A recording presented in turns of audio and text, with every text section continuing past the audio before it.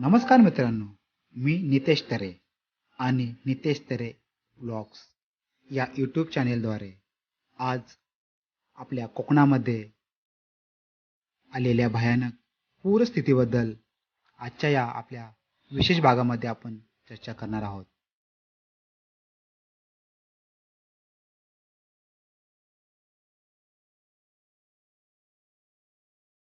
महड तालुक्यातील तलिया गावामध्ये जी मोठी दुर्घटना झाली आणि या महापुरामध्ये ज्यांनी आपला जीव गमावला अशा सर्वांना आपल्या या चॅनेलद्वारे भावपूर्ण श्रद्धांजली आपण अर्पण करूया.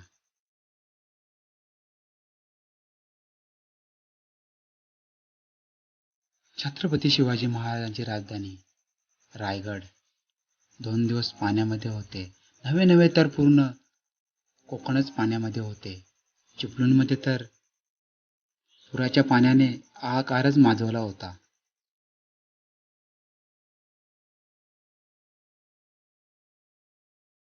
त्याचप्रमाणे माझ्या कर्जत तालुक्यातील नदीकाठील सर्व गावांना देखील पुराचा मोठा फटका बसला.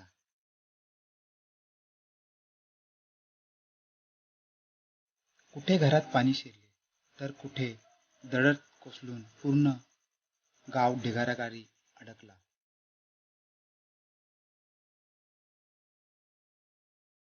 ही सर्व परिस्थिती पाहून मनामध्ये एकच विचार आला. तो विचार अगदी भयानक होता. तो भयानक विचार म्हणजे 26 जुलै 2005ची ती काली रात्र पुन्हा उगवते की काय असा विचार मनामध्ये डोकावू लागला. देवाला मनामध्ये हात जोडले आणि पुन्हा अशी आपदा कुणावरही येऊ नको अशी मी प्रार्थना करू लागलो.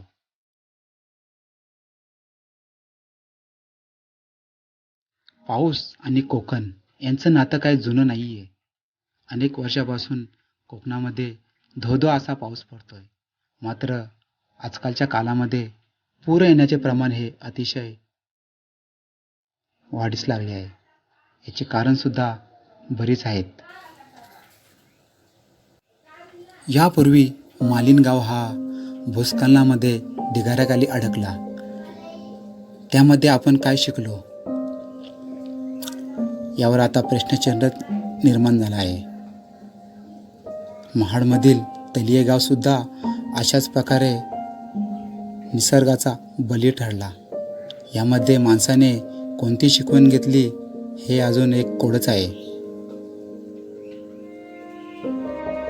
हे सर्व का होतंय याचा मी विचार करू लागलो तर मनामध्ये एकच विचार आला, याला जबाबदार कोण? तर पटकन माझ्या लक्षात आले की याला जबाबदार मी. हो मीच. याला जबाबदार तुम्ही. हो तुम्हीच. याला जबाबदार आपण सर्व समाज. यामुळेच अशा घटना आता वाढू लागल्या आहेत. जागतिक तापमान एवढे वाढले की अचानकपणे कुठेही पूर, कुठेही दुष्काळ किंवा अति बर्फबारी होऊ लागली. पूर्वी सुद्धा नदीला पूर यायचे पण घरात पाणी येत नव्हता. आताच काय येतोय याचे सुद्धा कोडे पडले होते. तर मग लगेच मला कळले की आपणच नदीच्या काठी घरे बांधली तर मात्र पूर नक्की येणारच ना हो. आपणच डोंगराळ भागामध्ये घरे बांधली, डोंगराच्या खाली घरे बांधली, डोंगरावरती घरे बांधली. जास्त पाणी झालं की भूस्खलन तर होणारच. त्याच्यामुळे अख्खी गावीच्या गावी गाडली नाही जाणार तर काय होणार. प्लास्टिकचा अतिवापर, आपण पोखरलेले डोंगर यामुळे निसर्गाचा कुठेतरी ऱ्हास होऊ लागला आहे. हे सर्व कुठेतरी थांबवायचे असेल तर आपल्यालाच काहीतरी आत्ताच करावं लागेल, नाहीतर येणारा पुढचा काळ हा भयानक असेल. त्यासाठी आपण सर्वांनी निसर्गाचं संवर्धन केलं पाहिजे. झाडे लावा, झाडे जगवा ही संकल्पना जोमाने वाढवली पाहिजे. तरच आपला येणारी पिढी ही सुखी राहू शकते. प्लॅस्टिकचा कचरा, सिमेंटची घरे, पत्रे याच्यामुळे जागतिक वातावरण खूप वाढले आहे. त्यामुळेच अशा प्रकारच्या घटना घडू लागले आहेत.